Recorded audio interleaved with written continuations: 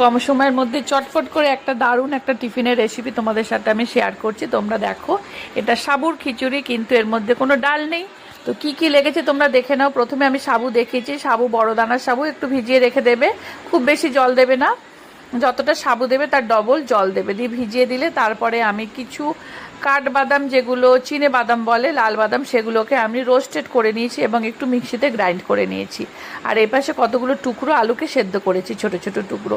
এবারে তুমি দেখতেই পাচ্ছ যে ডাস্টটা হয়েছিল, বাদামের ডাস্টটা, সেটা কিন্তু আমি কি করেছি, সাবুর সাথে মিশিয়ে রেখেছি এবং কড়াইয়ে তেল দিয়েছি, গোটা জিরে ফোড়ন দিয়েছি, একটুখানি টমেটো, দুটো ছোট ছোট টমেটো কুচি দিয়েছি, তার মধ্যে আদা কুচিও দিয়েছি, ভালো করে একটু ভেজে তারপরে কিন্তু সেদ্ধ করা আলুগুলোকে মিশিয়ে দিয়েছি।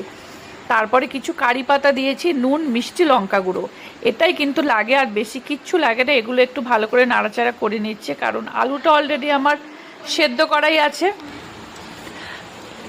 যে যেরকম পরিমাণে নুন মিষ্টি খাবে ঠিক সেই পরিমাণে দেবে, খুব বেশি নুন মিষ্টি দেওয়ার দরকার নেই এখানে। এবং রোস্টেড বাদাম মেশানো যে সাবুটা ছিল আমি কিন্তু সবজিটার মধ্যে মিশিয়ে দিচ্ছি। দেখো, ভালো করে নাড়াচাড়া করে কিন্তু এটা জাস্ট গ্যাসটাকে সিম করে দিয়ে 5 মিনিট ঢেকে রাখবে।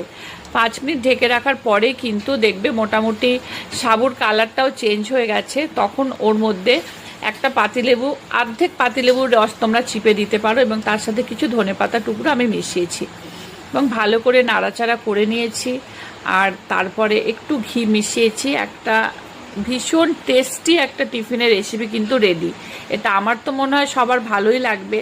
বাড়িতে সকলকে খাইয়েছি এবং খাওয়ানোর পরে আমার মনে হলো যে একটু পরিমাণে বেশি করেছি, যখন পার্লারে নিয়ে যাই দেখি মেয়েরা কি বলে। চলো দেখি ওরা কি বলছে, শুনি। কেমন হয়েছে? ভালো হয়েছে? সত্যি কথা বলছিস তো? ডলি কেমন হয়েছে? খুব সুন্দর হয়েছে।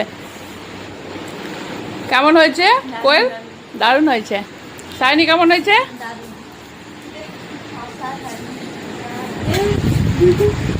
খুব সুন্দর আছে, এত সুন্দর করে রান্না করছে আমাদের সায়নী ম্যাম। তোমরা দেখো, আমরা খাচ্ছি।